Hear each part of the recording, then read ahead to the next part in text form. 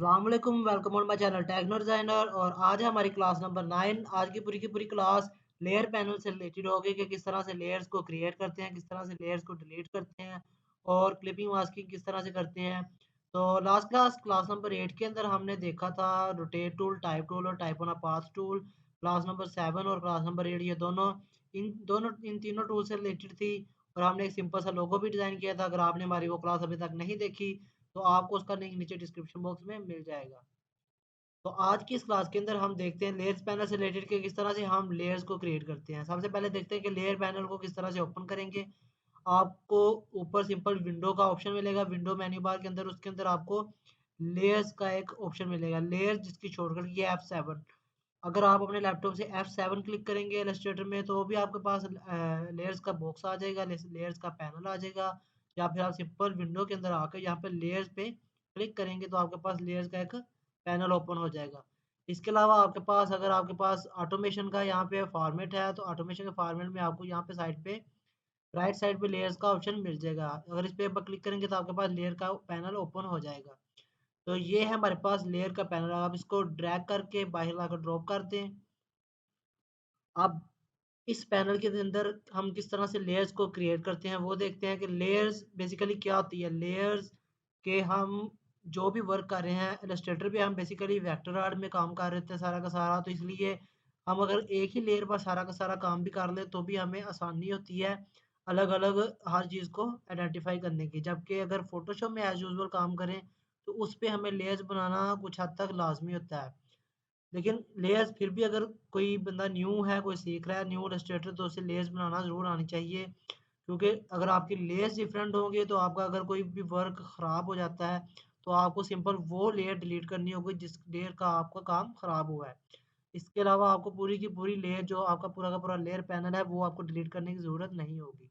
तो सबसे पहले देखते हैं कि लेयर पैनल, ये हमारे पास एक लेयर क्रिएट हुई हुई है जहाँ पर मेरा आर्टबोर्ड है। जो ये मेरा आर्टबोर्ड है उसकी एक पहली लेयर है। अभी तक ये आर्टबोर्ड आप देख रहे हैं सिंपल खाली नज़र आ रहा है। अगर मैं इसके ऊपर आर्टबोर्ड के ऊपर कोई भी चीज़ डिज़ाइन करता हूँ तो आप देख सकेंगे कि इस लेयर के ऊपर हमें पता चल जाएगा कि वो चीज़ हमने डिज़ाइन की। फॉर एग्जांपल मैंने एक रेक्टेंगल बॉक्स लिया है और इसको कलर कोई और दे दिया है। और आप देख रहे हैं कि आप हमारे पास जो लेयर 1 है उसके अंदर मैंने जो वर्क किया है वो रेड कलर का है। जैसे मैंने रेड कलर दिया है वैसे इस पे रेड कलर हो गया। अब मैं ये आइडेंटिफाई कर सकता हूँ कि मेरी जो रेड कलर वाली लेयर है वो ये है। इसके अलावा लेयर पैनल का क्या फ़ायदा था कि इसके अंदर आप फॉर एग्जांपल एक ही लेयर है आपके पास, फॉर मेरे पास अभी जस्ट ये लेयर है। इसी लेयर के ऊपर मैं और भी डिफरेंट रेक्टेंगल्स क्रिएट कर देता हूँ। ये मैंने डिफरेंट रेक्टेंगल्स क्रिएट कर ली, मैं इनके कलर्स डिफरेंट दे देता हूँ।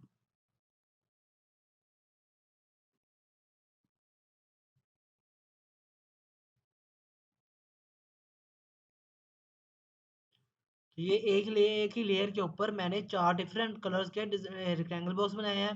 तो अब आप देख सकते हैं कि ये मेरी एक ही लेयर के ऊपर ये सारी की सारी बॉक्स बने हुए हैं। लेकिन अगर मैं चाहता हूँ इन चारों बॉक्स में से लहदा-लहदा देखना चाहता हूँ कि इनकी लहदा-लहदा जो तरतीब लग जाए कि मैंने पहले कौन-सी लेयर डिज़ाइन की है, फिर दूसरे नंबर पे कौन-सी चीज़ डिज़ाइन की है। तो अगर आपको सामने लेयर 1 के ऊपर ये नज़र आ रहा है ऑप्शन, इसके अंदर अगर जाएँगे आप तो इसके अंदर आपको नज़र आ जाएगा जो मैंने पहले सबसे रेड कलर का पीछे डिज़ाइन बनाया था वो सबसे लास्ट पे शो हो रहा है, जिसकी यहाँ पे 2 सर्कल्स क्रिएट हो गए हैं और उसका ऑप्शन भी आ गया कि आपने ये लेयर के ऊपर सेलेक्ट किया हुआ है।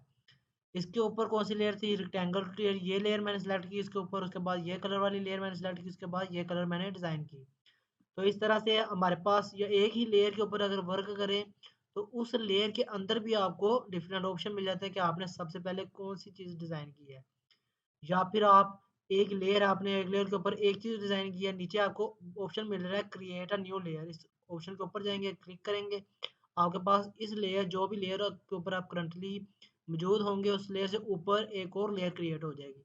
तो बेसिकली इसको एक लेयर 2 का नेम दे दिया। लेयर 2 के अंदर अगर मैं वो ये जो वर्क किया है इसके ऊपर मैं और काम करना चाहता हूँ, मैंने वो लेयर 2 सेलेक्ट कर लिया है।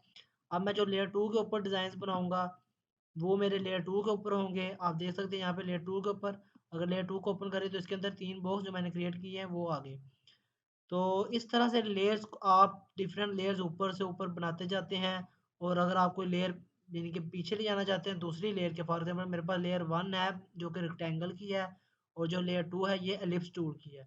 लेकिन मैं चाहता हूँ ये जो तीनों एलिप्स टूल हैं ये इस रेक्टेंगल से पीछे चले जाएं, तो इस लेयर को पूरी की पूरी को 2 बार क्लिक करके सिलेक्ट करके दूसरी लेयर से पीछे लाकर ड्रॉप डाउन कर देंगे। तो यहाँ पे इसको ड्रॉप किया, तो ड्रॉप करने के बाद आप देख रहे हैं जो हमारे पास एलिप्स टूल थे वो लेयर 1 के बैक साइड पे चले गए। इस तरह से अगर आप लेयर को ऊपर लेकर आना चाहते हैं तो इस तरह से आप वो लेयर को ऊपर ला सकते हैं, या फिर लेयर के अंदर ही जो आपने लेयर 1 बनाई हुई है उसी के अंदर लेयर 2 को सिलेक्ट करना चाहते हैं तो आप उसी के ऊपर लाकर लेयर 2 में इसको ड्रॉप कर सकते हैं, या फिर आप लेयर 2 लहदा बनाना चाहते हैं तो लहदा रख सकते हैं।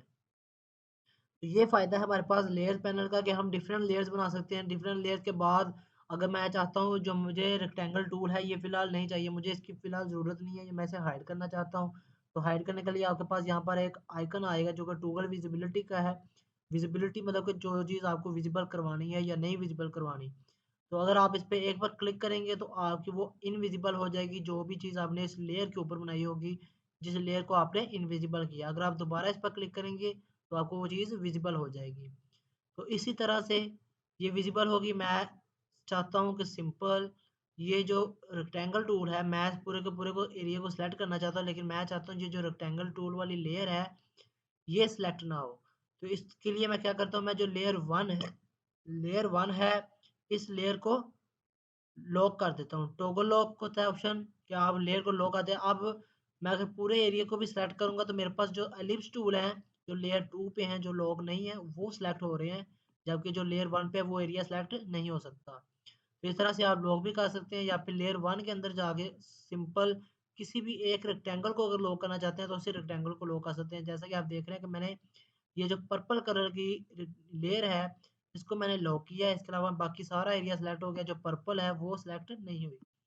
तो इस तरह से आप कोई भी लेयर को कोई भी पैनल को लॉक कर सकते हैं, या फिर उन्हें इनविजिबल या विजिबल कर सकते हैं। जो चीज़ आप नहीं सिलेक्ट करना चाहते हैं आप उन्हें इनविजिबल करके बाकी चीज़ों को सिलेक्ट करके आप मूव भी कर सकते हैं। तो आप इसको विजिबल करेंगे तो आपको वो चीज़ वहीं मिलेगी जहाँ पर वो पहले मौजूद थी। सिंपल जो उसके ऊपर दूसरी लेयर जिसको आपने सेलेक्ट करके मूव किया जस्ट वही मूव होगी।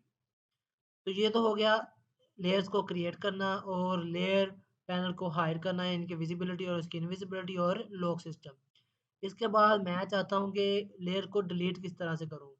तो जिस लेयर को भी आप डिलीट करना चाहते हैं, फॉर एग्जांपल मेरा जो रेक्टेंगल टूल वाली लेयर है लेयर 1, इसका वर्क ख़राब हो जाता है, मेरा इसमें कुछ गलतियाँ आ जाती हैं, मैं जो ये पूरी की पूरी लेयर नहीं चाहिए होती।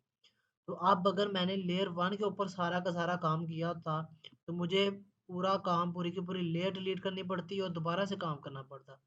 लेकिन लेयर्स बनाने का फ़ायदा ये है कि आप डिफरेंट लेयर हैं, सिंपल मैं लेयर 1 को सिलेक्ट करके इसको ड्रैग करके सिंपल यहाँ पे डिलीट का ऑप्शन है आपके पास, सबसे पहले ऑप्शन पे डिलीट, इसके ऊपर लाकर इसको ड्रॉप कर देंगे तो आपकी जो लेयर 1 होगी वो डिलीट हो जाएगी।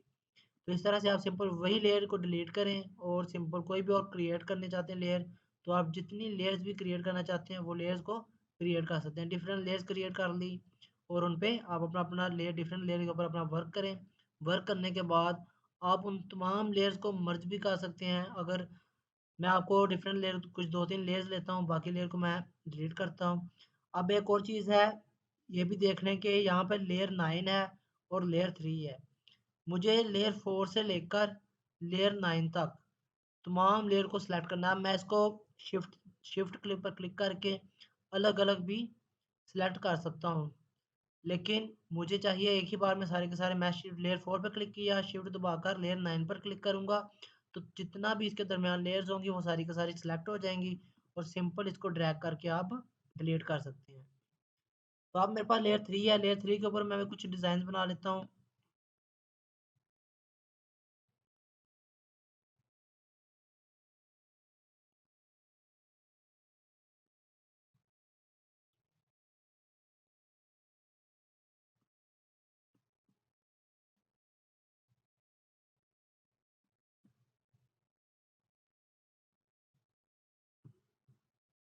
तो अब मैंने जो लेयर 3 है इसके ऊपर ये डिज़ाइन बना ली है और जो लेयर 2 है इसके ऊपर ये डिज़ाइन बना ली है। अब मैं चाहता हूँ इन दोनों लेयर्स को मर्ज करना, यानी कि मेरा वर्क पूरा का पूरा काम मुकम्मल हो गया है। अब मैं इन तमाम लेयर्स को मर्ज करना चाहता हूँ ताकि सारा का सारी जो लेयर है वो एक ग्रुप हो जाए।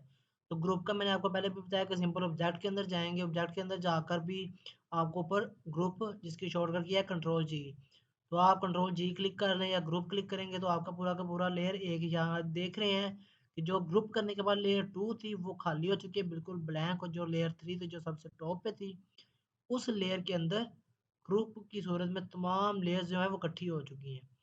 अब मैं अगर इसको सिलेक्ट करता हूँ किसी भी एक को, तो ये पूरा का पूरा ग्रुप है, एक पूरी की पूरी दोनों लेयर्स ग्रुप होकर एक लेयर में मर्ज हो गई हैं। तो इस तरह से आप लेयर्स को ग्रुप भी बना सकते हैं, लेयर्स को डिफरेंट अलग अलग तौर पर डिलीट भी कर सकते हैं, क्रिएट भी कर सकते हैं, और उन्हें इनविजिबल कर सकते हैं या लॉक कर सकते हैं।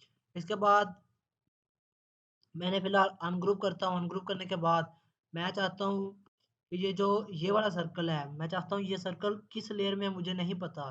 तो सिंपल मैं अगर इस सर्कल को सिलेक्ट करूंगा तो आप देख रहे हैं यहाँ पर ये रेड कलर का एक इंडिकेट ऑप्शन आ गया जो सिलेक्टिंग आर्ट बता रहा है कि इस लेयर में ये आर्ट सिलेक्ट है।